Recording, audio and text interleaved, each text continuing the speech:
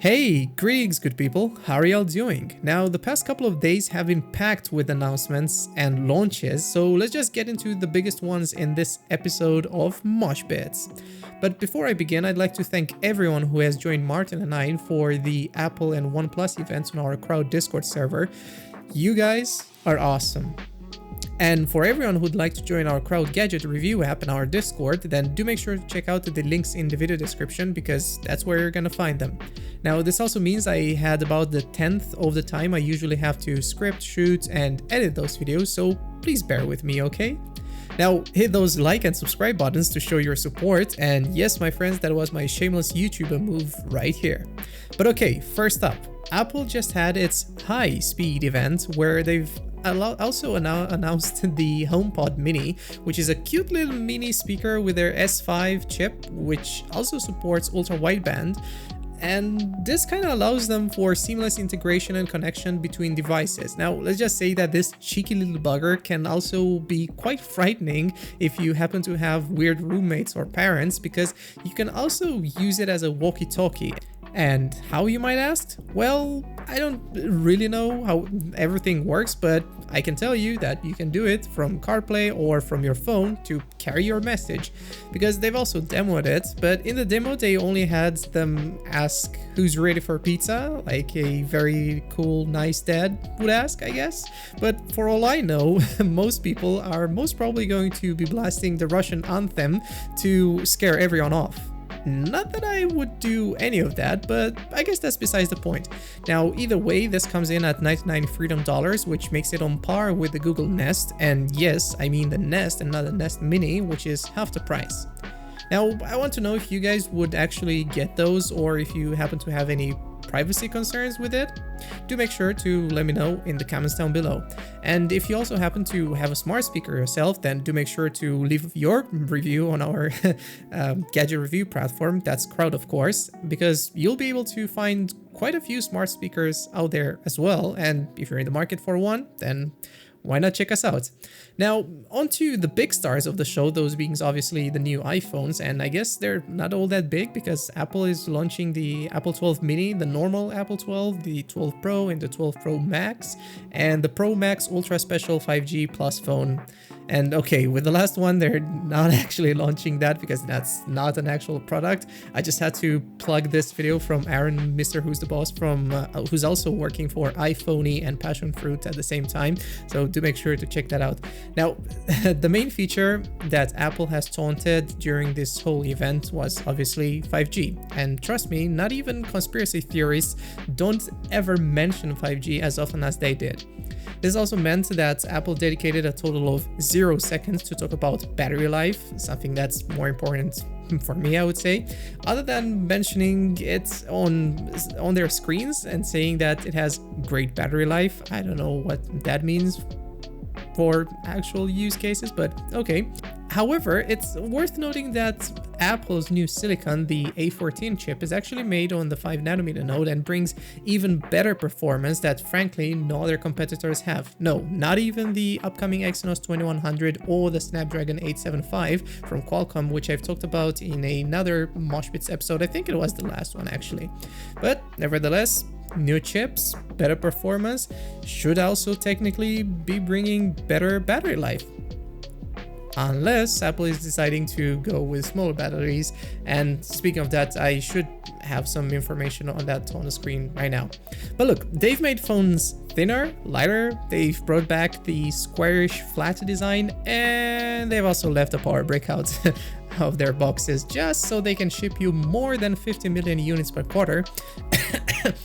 Excuse me, my notes are actually saying something different. They did that to save the environment.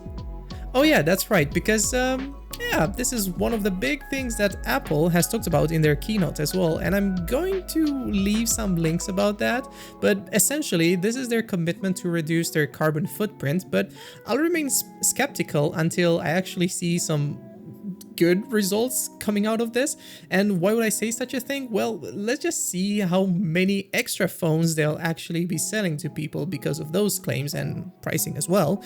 Let's see how many of them will actually end up in a landfill, and let's also think of how many they're making them in the first place, and most importantly, how. Now, there's plenty to discuss about sustainability and environmental protection and production, sourcing materials, labor and manufacturing, far too many things to cover in a single MOSHBITS episode, but I guess I would like to talk to you about this in a later episode, so who knows, maybe, soon TM. Either way, prices are $699, $799, those are for the mini and the normal version, and $999 and $1099 for the Pro and the Pro Max. Decently priced, I would say, especially if you're in the US, where you can get the mini for $15 a month when you trade your iPhone at Verizon. And speaking of Verizon, they're getting their phones $30 cheaper because the iPhone 12 is actually $829. Now, there is a getcha for you all because this is classic Apple and I need to love them, right? No, seriously, I do.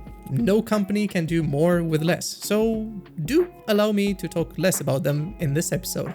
Now, even if I were to stop talking about Apple, I guess its competitors most certainly won't, because Samsung came up with an ad saying that they've met speed a long time ago, and that's obviously a nag to Apple's high-speed event and their 5G devices. Now, Xiaomi has also announced they have UWB as well on their devices. OnePlus said they're including a phone charger in the box, much like other competitors, unlike Apple. And to this, I can only say enjoy it while it lasts, people, because these companies are the same companies that have made fun of Apple and their removal of the headphone jack, and they removed it as well. And I guess this is also what will happen to the brick, the power adapter as well. This will become as much as a feature as the headphone jack is right now on cheaper phones, I guess, because I don't really remember flagship phones still having a headphone jack. Now, I wouldn't be surprised to only see power bricks coming in for cheap phones, so I don't know, maybe, who knows.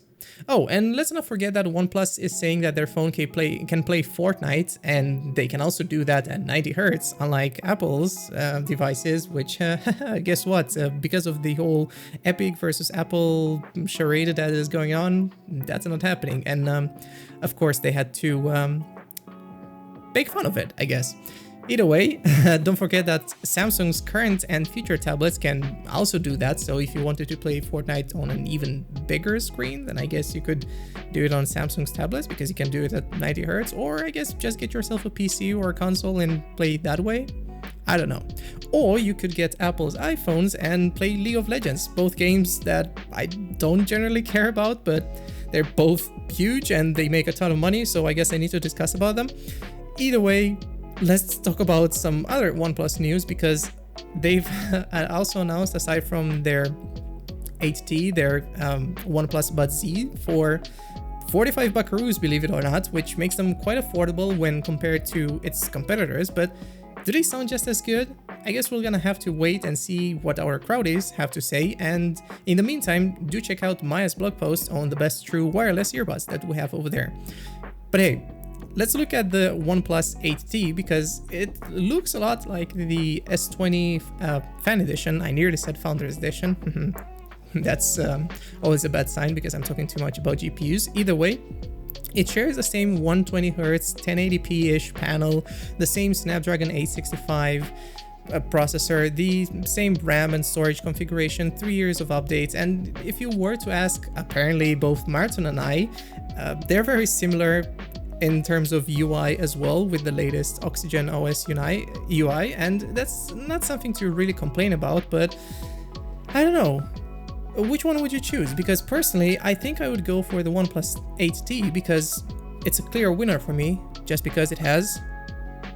Come on, does anyone know? No, nobody? Okay, it has the Bitmoji always-on display integration. I mean, who doesn't want that? I mean, look guys, Bitmoji even changes, well, the Bitmojis that you have in your always-on display, they always change depending on the activity you're doing and on the weather. That's gotta be worth at least $69. Nice. In other OnePlus news, I guess, Carl Pei has also left the company to start yet another venture, so best of luck to you, dude. And for those of you who were worried you won't be seeing him, then don't worry, because in this OnePlus 8T event with had a look at Brian and Ryan, the two hosts from the OnePlus event today, and sorry I had to include this bit in here, but that made me laugh so hard when I initially heard it. In terms of pricing, I think that Apple will be pushing the limits of mid-range phones even more in this regard, because I wouldn't necessarily call the OnePlus 8T a flagship device, since they have the Pro models as well. And what the hell did I just do? Did I talk about Apple again? Ew, Apple, no, bad. Let's not talk about that. So instead, let's talk about NVIDIA, because yeah, I guess NVIDIA is pretty bad too, because the company is allegedly planning on switching their manufacturing process to TSMC's 7nm node instead of the current Samsung 8nm node for their 30 series GPUs. Now, this whole 30 series launch has been a fiasco from the get-go, and it sure as heck won't stop right now, because NVIDIA is allegedly planning on changing the silicon on their GPUs, which might just bring slight differences, if not outright discrepancies, between their already launched 3080 and 3090 GPUs. And do keep in mind that the 3070 is yet to come out, although I've heard they've sold only a dozen of them, because it has all been a complete paper launch, I guess I would say. But you know what, I'm not a tech reviewer just yet, so don't take my word for it. Now, jokes aside, this could potentially lead NVIDIA to get into a lot of trouble, because they could essentially be selling the same GPUs, those being the 3080 and 3090, but with inferior specs for the same money, thus screwing up early adopters. Now, one way that NVIDIA might make this work is if they would be selling those cards as super variants or TI cards, whatever the hell they decide to call them in the end.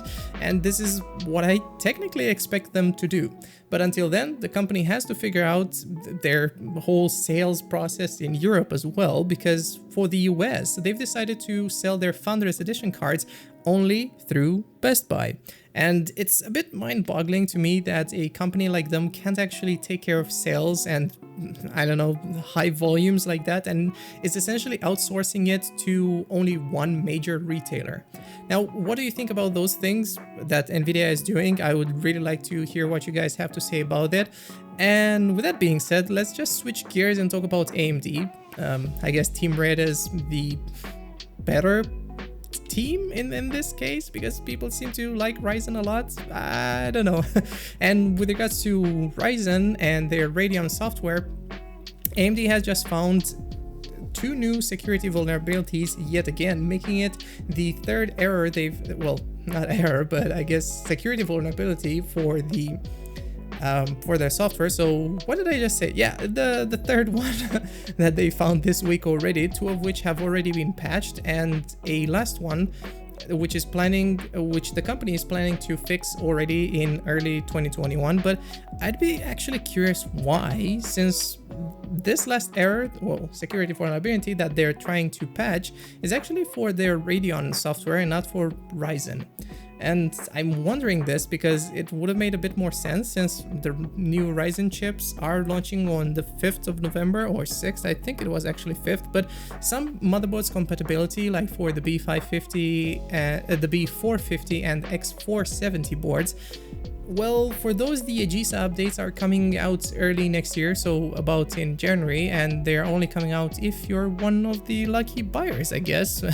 And I say if you're lucky, because if you remember, in one of my previous episodes, I said that not all B450 and X570 motherboard manufacturers will actually be offering support for the new Zen 3 Ryzen 5000 chips. Now, there were some reports earlier today saying that Asus won't be bringing these updates to the B450 and X470 motherboards, but apparently they've come out with an official statement saying that no, indeed, they will be bringing the AGISA updates sometime early in January, making them right around not the corner, but right in line with the schedule that AMD has presented to us. Now, do make sure to keep an eye out for the full list, because links to that are going to be in the video description, and I honestly really hope that you're going to be getting the update, because otherwise that would be really suck to have bought a motherboard that can support these new chips, which are presumably really awesome. But yeah, in the meantime, Intel is also introducing new security technologies for their third generation XEON processors,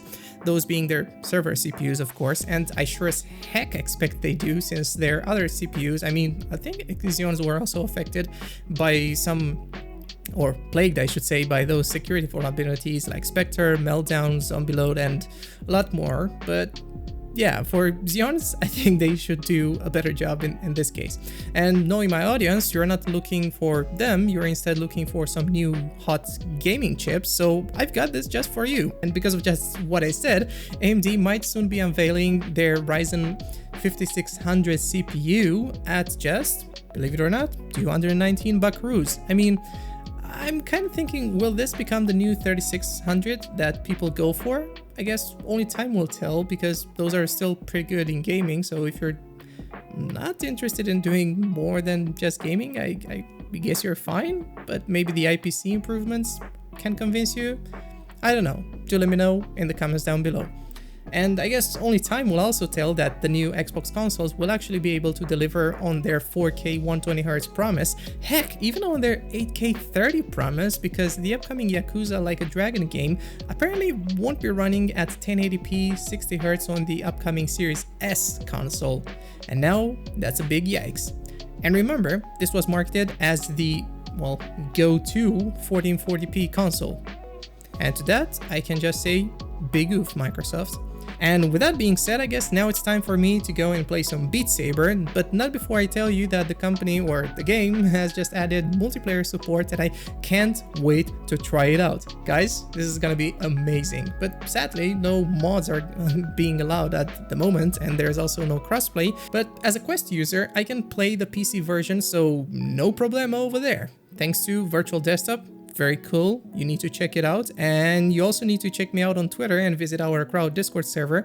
As usual, links to that will be in the video description. And with that being said, you're also gonna be able to find links to all the original articles that have been mentioned in this video. So I have nothing else to say, you guys. This has been Alex with the Red Elk. Thank you guys for watching. Bye bye.